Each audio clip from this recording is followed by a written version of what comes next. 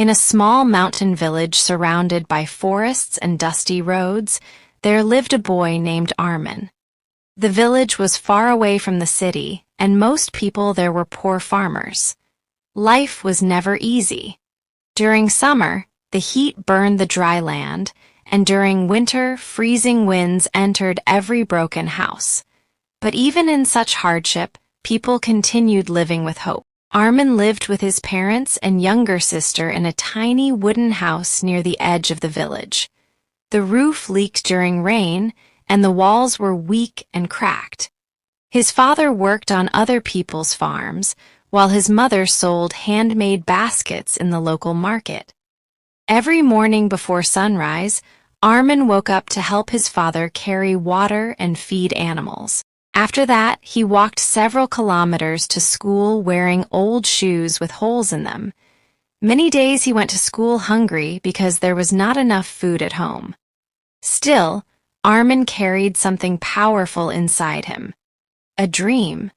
Unlike other children who only wanted to escape poverty, Arman wanted to become someone who could change lives. He dreamed of becoming a teacher because he believed education could save people from suffering. One day, while walking to school, his best friend Hamid laughed and asked, "Why do you study so hard?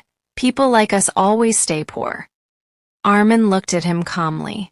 "Maybe," he replied softly, "but if I stop trying, then nothing will ever change." At school, Arman sat quietly in the back because his clothes were old and faded. Some rich students mocked him. "Look at his bag," one boy laughed. "It's just a rice sack." The class laughed loudly. Arman lowered his head, embarrassed, but he stayed silent. Their English teacher, Mr. Karim, noticed everything. After class, he called Arman. "You are ashamed of poverty," the teacher said gently. Arman nodded slowly. Mr. Karim smiled. "Never be ashamed of honest struggle. Be ashamed only if you stop fighting." Those words stayed in Arman's heart forever. Months passed, and Arman became one of the smartest students in school. But life outside school became harder. His father injured his leg while working on a farm and could no longer earn enough money. One evening, Arman came home and saw his mother crying quietly. "We have debts now," she whispered. That night, Arman could not sleep. He stared at the weak candlelight beside him and listened to the cold wind outside.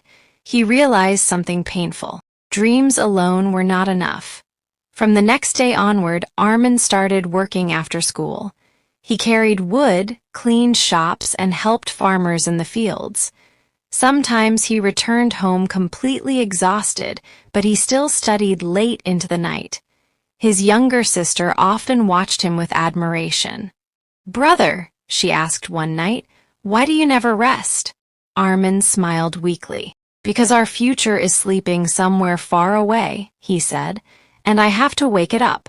Years passed slowly. Then came the biggest opportunity of his life. The government announced a scholarship exam. Students who passed would study in the city for free. For Arman, this exam meant everything. If he passed, his future could change forever. If he failed, he might never continue his education. So he studied harder than ever before. Every day he woke up before sunrise and studied English grammar beside a small lantern.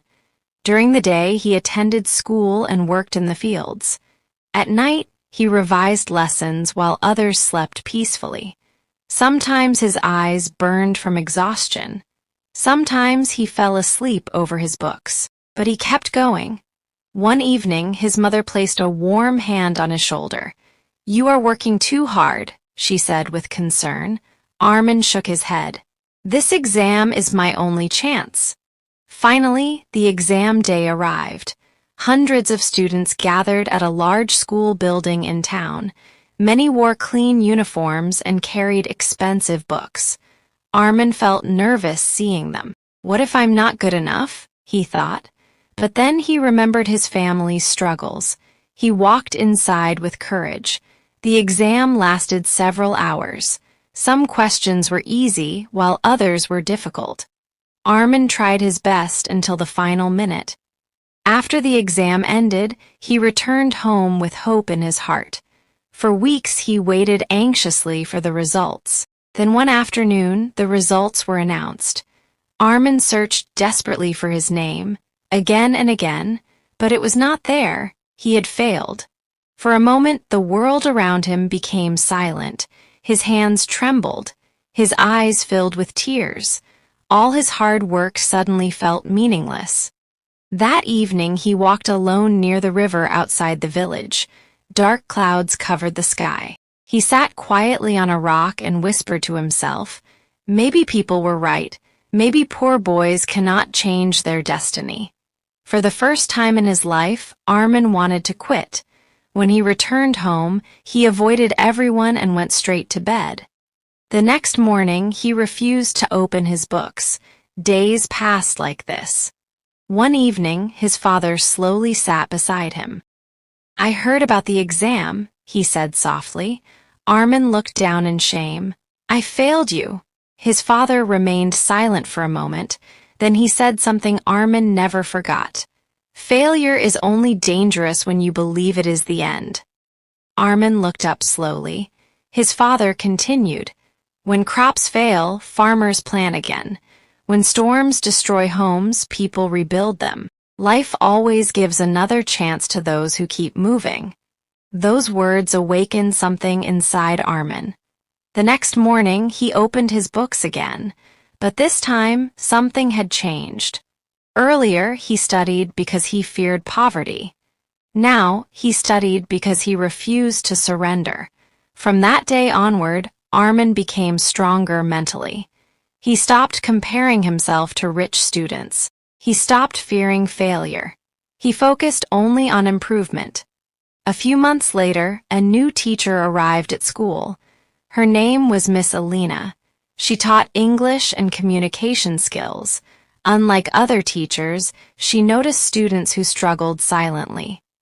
One afternoon, she heard Arman speaking English while practicing alone behind the classroom. His pronunciation was weak, but his determination impressed her.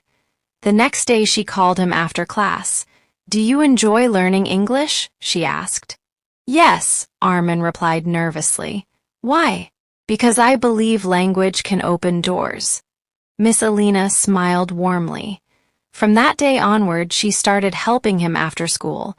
She taught him grammar, pronunciation, confidence, and public speaking. But more importantly, she taught him belief. "Talent is common," she often said. "Discipline is rare." Under her guidance, Arman improved rapidly. Soon he became confident enough to speak in front of classmates.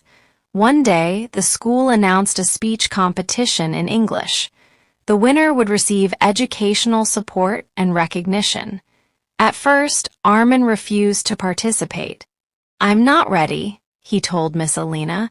She looked directly into his eyes. "You are stronger than your fear."